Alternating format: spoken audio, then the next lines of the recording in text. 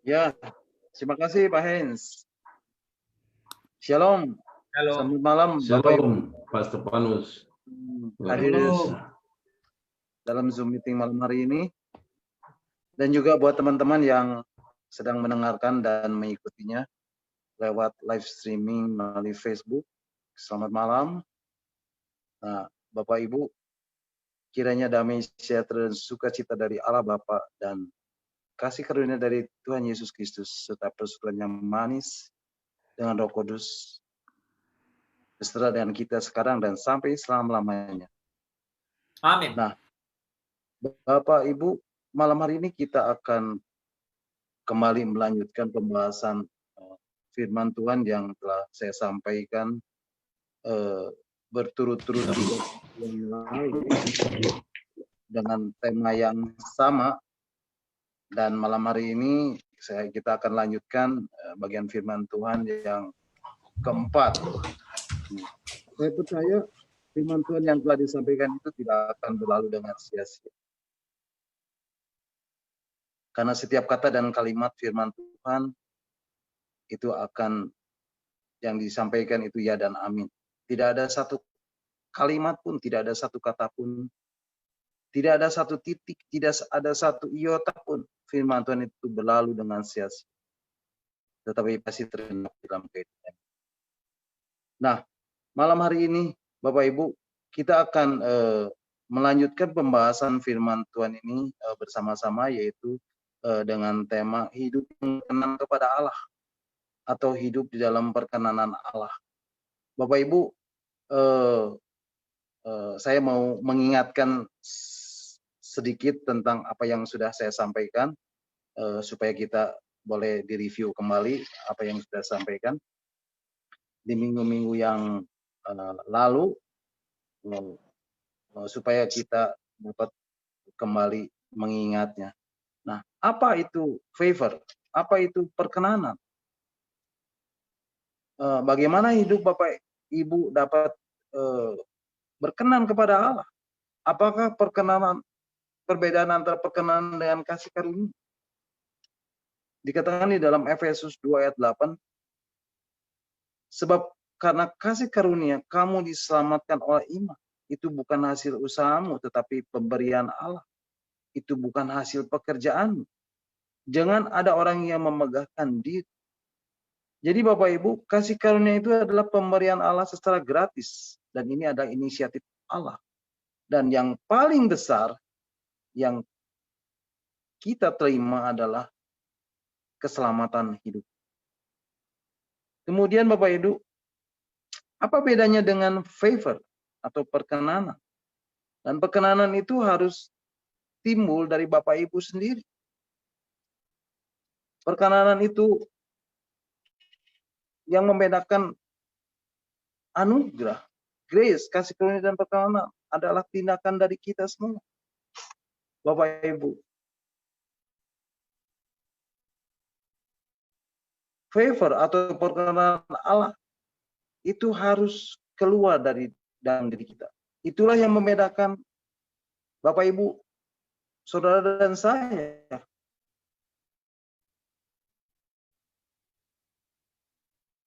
Mana yang berkenan kepada Allah?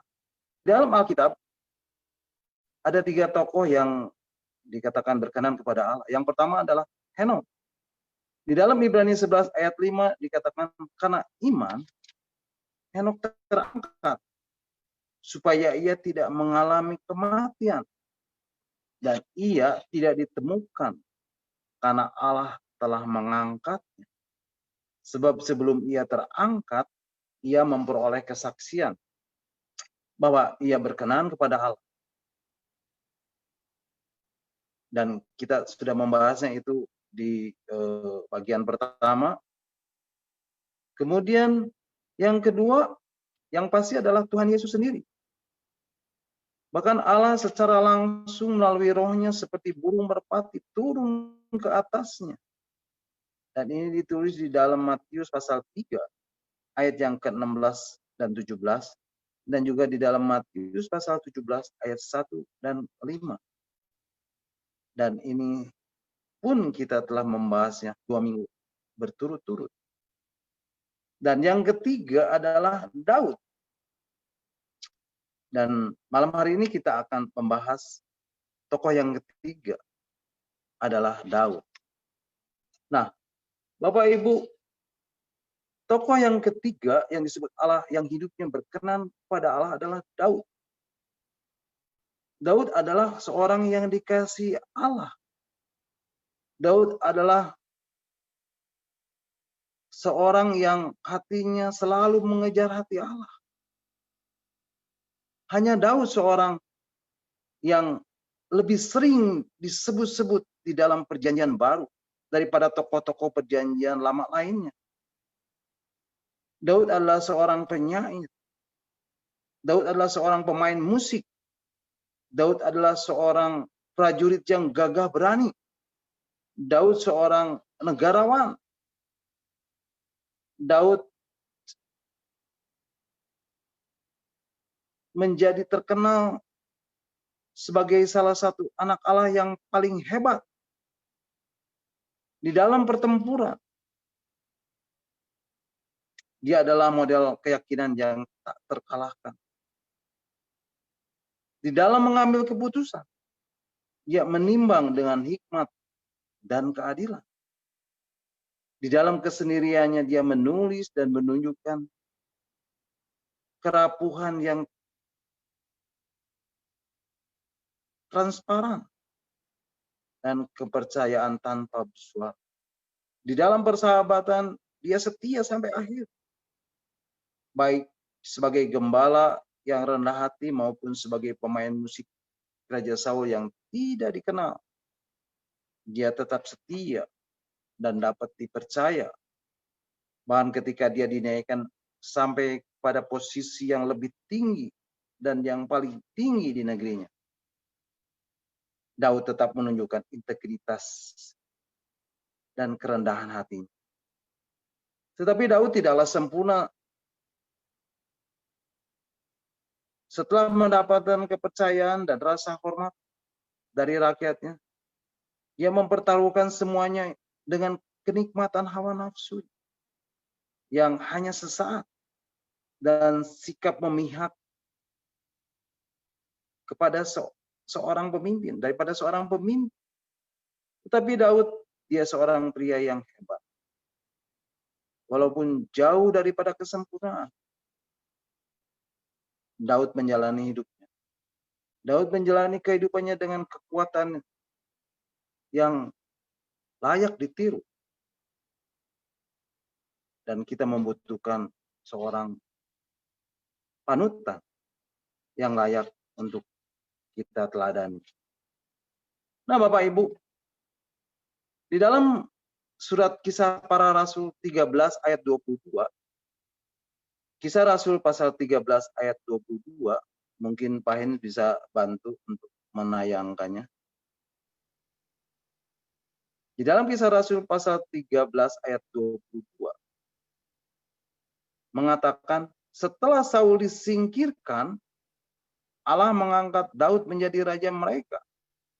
Tentang Daud, Allah telah menyatakan, aku telah mendapat Daud bin Isai, seorang yang berkenan di hati dan yang melakukan segala kehendak. Wow, ini luar biasa. Pada permukaannya kelihatannya tidak ada hal tentang Daud yang akan mengesankan Allah. Daud tidak nampak banyak berbeda dengan anak laki-laki Yahudi yang lainnya dan seumurnya. Samuel hanya berkata, ia kemerah-merahan. Matanya indah dan parasnya elok. Hanya itulah penjelasan secara fisik yang kita miliki tentang Daud yang muda.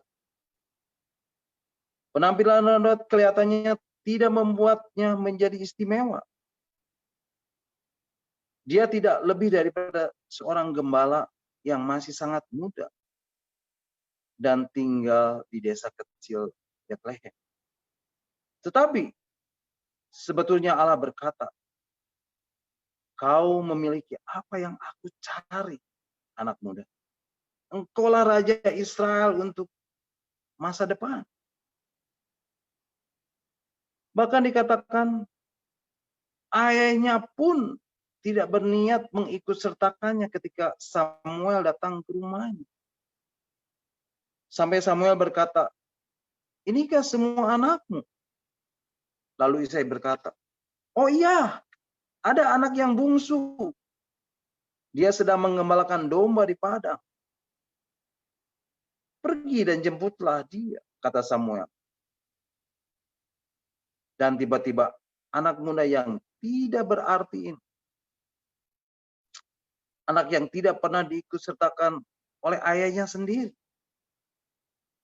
atau dengan kata lain dilupakan oleh ayahnya sendiri, tiba-tiba menjadi orang penting. Bapak Ibu, Daud lahir di zaman orang-orang yang sudah lama menyimpang dari Allah. Imam Eli mati dan putra-putranya juga sudah tiada. Penerusnya adalah Samuel. Kemudian dikatakan di dalam 1 Samuel pasal 8 ayat 1 sampai 3. 1 Samuel pasal 8 ayat 1 sampai 3. Mungkin Pak In boleh tayangkan. 1 Samuel pasal 8 ayat 1 sampai 3 mengatakan, setelah Samuel menjadi tua, diangkatnyalah anak-anaknya laki-laki menjadi hakim atas orang Israel. Nama anaknya yang sulung ialah Yoel, dan nama anaknya yang kedua ialah Abia. Keduanya menjadi hakim di Beersheba. Ayat yang ketiga, tetapi anak-anaknya itu bertindak hidup. Tetapi anak-anaknya itu tidak hidup seperti ayahnya. Mereka mengejar laba, menerima suap, dan memutarbalikkan keadilan. Bapak Ibu, orang-orang ini, yaitu tua-tua Israel, merasa dikecewakan. Dan mereka berharap ada sesuatu yang dapat dilakukan terhadap hal tersebut. Kemudian di ayat selanjutnya dikatakan, di dalam 1 Samuel pasal 8 ayat 4 dan 5 dikatakan, sebab itu berkumpullah semua tua-tua Israel. Mereka datang kepada Samuel di Rama dan berkata kepadanya, engkau sudah tua dan anak-anakmu tidak hidup seperti engkau. Maka angkatlah sekarang seorang raja atas kami untuk memerintah kami seperti pada segala bangsa-bangsa lain. Bapak Ibu, di ayat yang kelima dikatakan, Samuel, ada 3 alasan kami menginginkan seorang raja. Yang pertama dikatakan, engkau sudah tua. Yang kedua, anak-anakmu tidak hidup seperti engkau.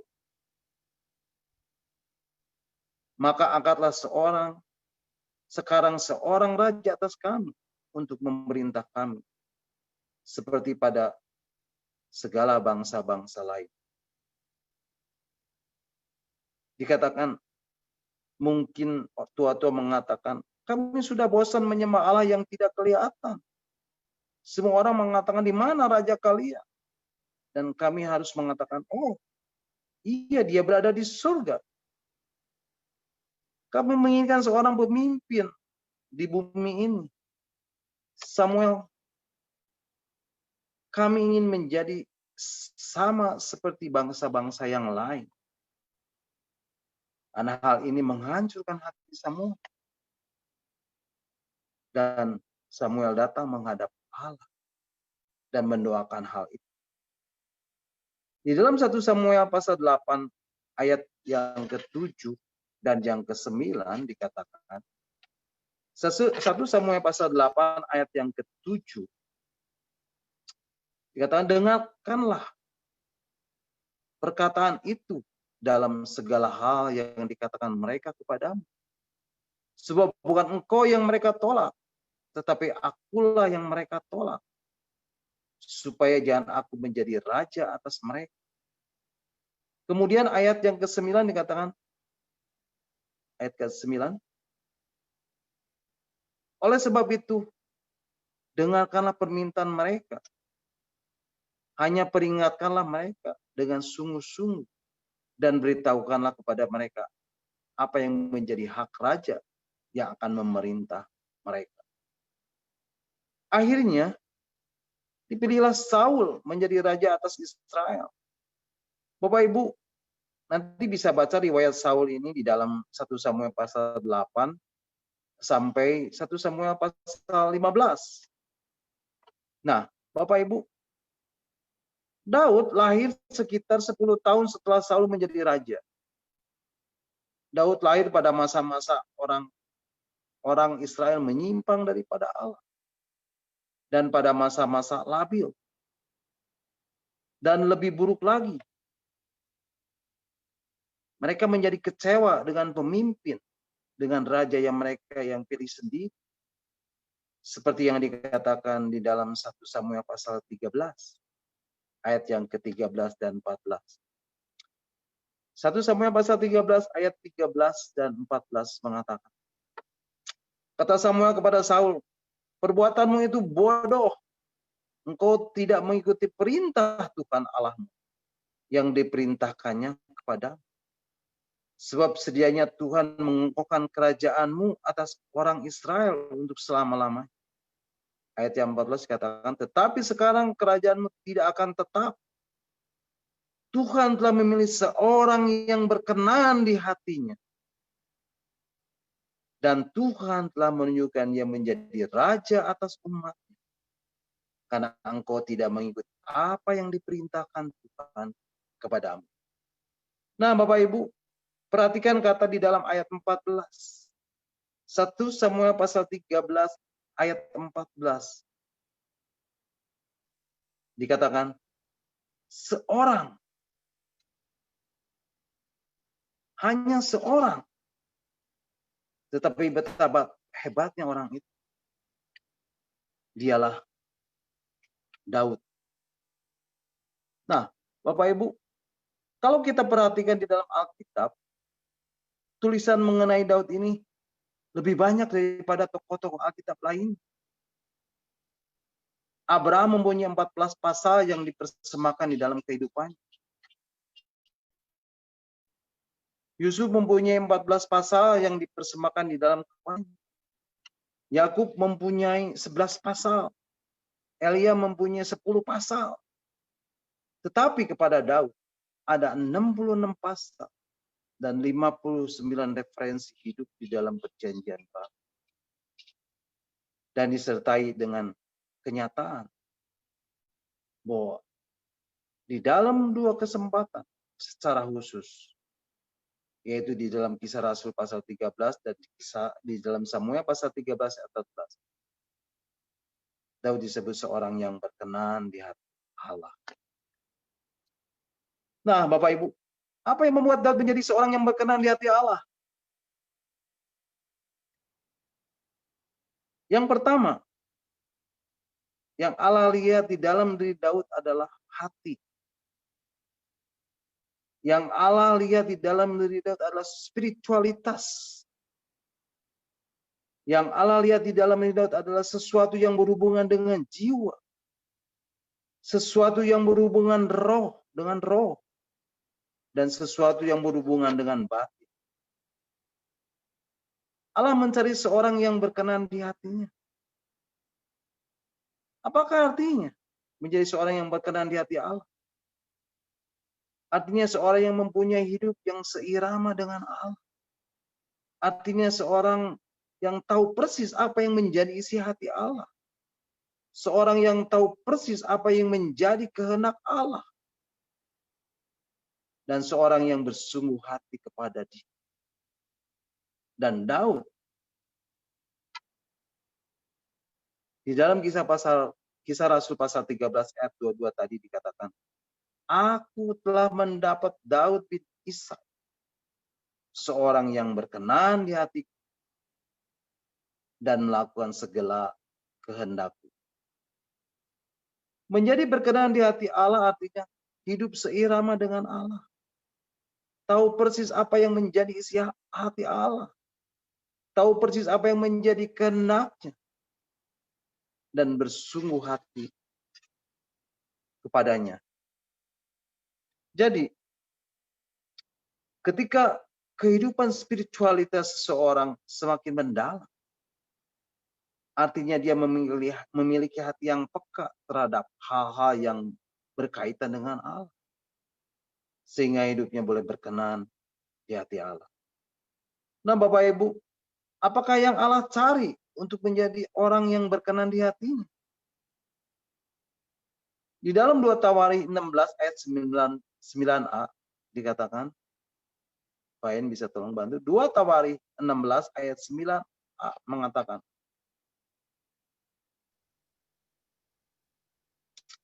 karena mata Tuhan menjelajah seluruh bumi untuk melimpahkan kekuatannya kepada mereka yang bersungguh hati terhadap Dia. Apakah yang sedang Allah cari? Allah sedang mencari orang-orang yang bersungguh hati terhadap Dia. Bersungguh hati artinya tidak ada yang disembunyikan dan tidak ada yang tersembunyi di hadapan Allah. Bersungguh hati artinya ketika melakukan kesalahan atau berbuat dosa, maka dengan segera harus mengakuinya dan menangani. Bersungguh hati artinya ketika berduka cita atas kesalahan yang telah diperbuat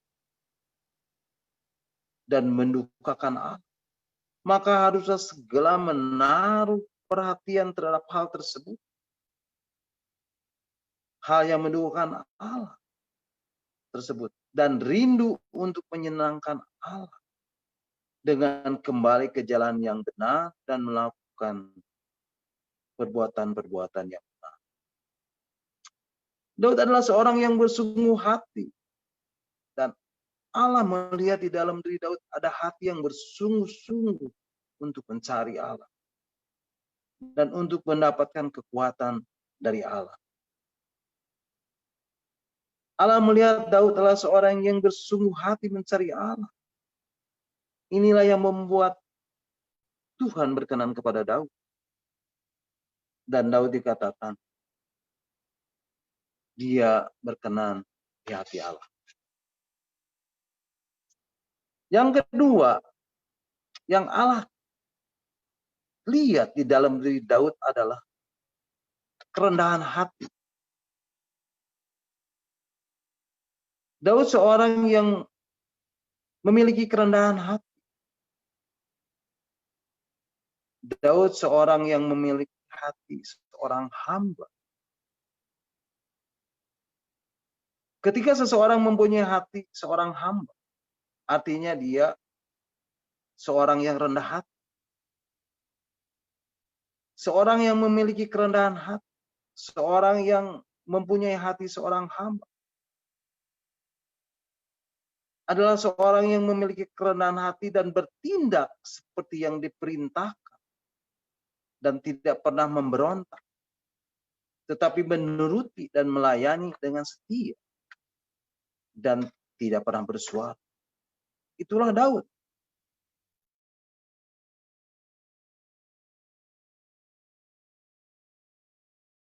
Lihat bukit yang mengelilinginya di Bethlehem. Yang sedang menjaga domba ayahnya dengan setia. Dan melakukan perintah ayahnya. Bahkan pada saat Saul, pada saat Samuel diperintah untuk mengurapi salah seorang anak dari Isai untuk menjadi raja atas Israel. Daud dikatakan tidak ada di situ. Dia sedang menggembalakan domba ayahnya. Lalu Samuel berkata kepada Isai, inikah anakmu semuanya? Jawabnya, masih ada yang bungsu, tetapi sedang menggembalakan kambing domba. Kata Samuel kepada Isai, suruhlah memanggil dia. Sebab kita tidak akan duduk makan sebelum dia datang kemari. Dan kemudian disuruhnya lah menjemput. Ia kemerah-merahan, matanya indah dan parasnya elok. Lalu Tuhan berfirman, bangkitlah, urapilah dia, sebab inilah dia. Bapak Ibu, setelah Daud diurapi, di hari-hari setelah itu, dia tetap setia menggembalakan domba ayahnya. Bapak Ibu, seorang hamba tidak peduli siapa yang memperoleh kemuliaan. Seorang hamba mempunyai tujuan yang besar, dan tujuan itu adalah membuat orang yang dia layani menjadi lebih baik dan membuat orang itu semakin sukses. Seorang hamba tidak mau orang yang dia layani gagal. Seorang hamba tidak peduli siapa orang yang memperoleh kemuliaan. Dan dia hanya menyelesaikan pekerjaannya. Maka ketika saudara-saudara Daud yang sedang berada di medan perang untuk mendapatkan pangkat dan bertempur, Daud hanya sendirian menggembalakan domba. Dia setia dengan apa yang diperintahkan ayahnya. Dan dia memiliki hati seorang hamba. Inilah yang menjadikan Daud berkenan di hati Allah. Dan Daud dikatakan dia berkenan di hati Allah. Yang ketiga, yang Allah lihat di dalam diri Daud adalah ketulusan hati atau integritas. Di dalam Mazmur 78 ayat 71 dan 72 dikatakan. Mazmur 78 ayat 71 dan 72 mengatakan. Ayat 71 dikatakan, dari tempat domba-domba yang menyusui, didatangkannya dia untuk menggembalakan Yakub umatnya, dan Israel miliknya sendiri. Kemudian ayat 72 dikatakan, ia menggembalakan mereka dengan ketulusan hatinya, dan menuntun mereka dengan kecakapan tangannya.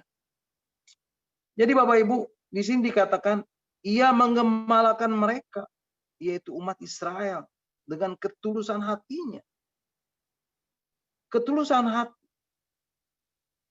Kata ini sangat penting. Allah tidak mencari teladan kemanusiaan yang mengagumkan, tetapi Allah mencari seorang hamba yang pertama mempunyai spiritualitas yang dalam. Atau Allah mencari hamba yang mempunyai hati, yang memiliki hati yang menjadi miliknya. Allah mencari hamba yang selalu mengejar hatinya sepenuhnya. Sepenuhnya berarti dengan bersungguh-sungguh hati. Sepenuhnya berarti tidak ada sesuatu yang tersembunyi. Ketika melakukan kesalahan, dia segera menangani.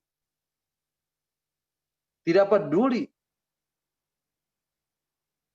mengenai motif-motif yang ada di balik perbuatan. Itulah spiritualitas yang sejati yang Daud miliki. Yang kedua, Allah mencari hamba yang memiliki kerendahan hati yang murni. Allah mencari orang yang memiliki hati seorang hamba. Dan yang ketiga, Allah mencari hamba yang memiliki kejujuran yang mendasar.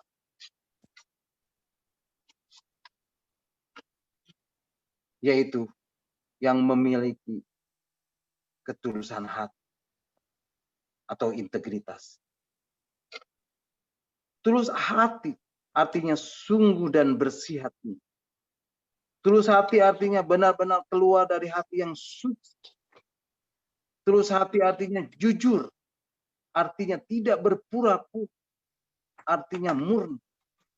Ketulusan hati atau integritas ini adalah keadaan di mana ketika tidak ada orang yang sedang melihat, dia melakukan yang benar. artinya dia benar-benar jujur. Inilah yang membuat Daud berkenan di hati Allah. Dan Daud dikatakan dia berkenan di hati Allah.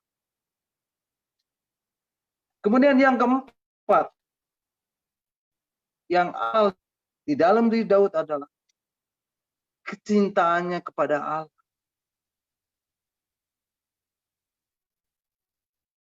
Daud sangat mengabdinya kepada Allah melebihi segala sesuatu dan melebihi segala-galanya. Kerinduannya untuk tinggal di dalam hadirat Allah begitu mendalam. Di dalam Mazmurnya Daud, yaitu Mazmur 84 ayat 2 dan ketiga. Mazmur 84 ayat 2 dan ketiga mengatakan, betapa disenanginya tempat kediaman-Mu, ya Tuhan semesta alam. Jiwaku hancur karena merindukan pelataran Tuhan. Hatiku dan dagingku bersorak-sorai kepada Allah yang hidup. Bahkan Bapak Ibu, ada satu pujian yang menyatakan, satu hal yang ku rindu, berdiam di dalam rumah-Mu. Satu hal yang ku pinta, menikmati bait-Mu Tuhan. Lebih baik satu hari di pelataran-Mu daripada 1000 hari di tempat lain. Memuji-Mu, menyembah-Mu, Kau Allah yang hidup, dan menikmati semua kemurahan. Bapak Ibu, mari kita baca di dalam Mazmur 84 ayat 11a. Mazmur 84 ayat 11. Di situ dikatakan, sebab lebih baik satu hari di pelataran-Mu daripada 1000 hari di tempat lain. Lebih baik berdiri di ambang pintu rumah Allahku daripada diam di kemah-kemah orang fasik. Dan kemudian di dalam Mazmur 69 ayat 10a dikatakan, Mazmur 69 ayat 10a mengatakan, sebab cinta untuk rumah-Mu menghanguskan aku. Nah Bapak Ibu, meskipun Daud sudah menjadi raja atas Israel, meskipun Daud sudah tinggal di Senanan megah, meskipun Daud sudah memiliki perabot yang mewah dan segala sesuatu di dalam hidup, meskipun Daud memiliki tentara dan pasukan yang kuat sekalipun, tetapi Daud tetap merasakan dan berkata, lebih baik satu hari di pelataran dan hanya berada di dalam rumah Tuhan daripada di tempat lain. Mazmur 23 ayat 6b mengatakan, Mazmur 23 ayat 6b mengatakan, dan aku akan diam di dalam rumah Tuhan sepanjang masa. Bapak Ibu, inilah yang menjadi kecintaannya kepada Allah. Daud ingin berada dan diam di dalam rumah Tuhan sepanjang masa. Inilah yang membuat Tuhan berkenan kepada Daud. Dan Daud dikatakan, dia berkenan di hati Allah. Nah Bapak Ibu, saya akan berhenti dulu sampai di sini mengenai pembahasan firman Tuhan ini, supaya Bapak Ibu dan saudara-saudara memiliki waktu untuk kita boleh men-sharingkan firman Tuhan ini, atau mungkin juga kita akan mungkin ada dari Bapak Ibu yang akan menambahkan. Jadi saya ulangi Bapak Ibu, apa yang membuat Daud menjadi seorang yang berkenan di hati Allah? Apa yang Allah lihat di dalam diri Daud sehingga dia berkenan di hati Allah? Yang pertama, yang Allah lihat di dalam diri Daud adalah hati. Yang Allah lihat di dalam diri Daud adalah spiritualitas. Yang Allah lihat di dalam diri adalah sesuatu yang berhubungan dengan jiwa. Sesuatu yang berhubungan dengan roh. Dan sesuatu yang berhubungan dengan batin. Yang kedua, yang Allah lihat di dalam diri Daud adalah kerendahan hati. Daud adalah seorang yang memiliki kerendahan hati. Daud adalah seorang yang memiliki hati seorang hamba.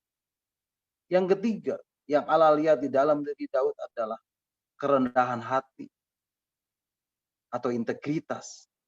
Dan yang keempat, yang Allah lihat di dalam diri Daud adalah kecintanya kepada Allah. Yang baru kita bahas pada malam hari ini, dan kita akan melanjutkan pembahasan firman Tuhan mengenai Daud seorang yang berkenan di hati Tuhan ini Rabu minggu depan, karena masih cukup panjang. Saya sudah sampaikan ayat-ayatnya, tetapi sepertinya ini akan terlalu panjang sehingga saya stop di sini aja. Kita akan lanjutkan hari Rabu minggu depan. Tuhan Yesus memberkati. Terima kasih Pak Hens. Terima kasih Pak Stefanus. Puji Tuhan. Oke, Pak Ujang udah jempol. Ada yang mau mungkin bertanya atau sharing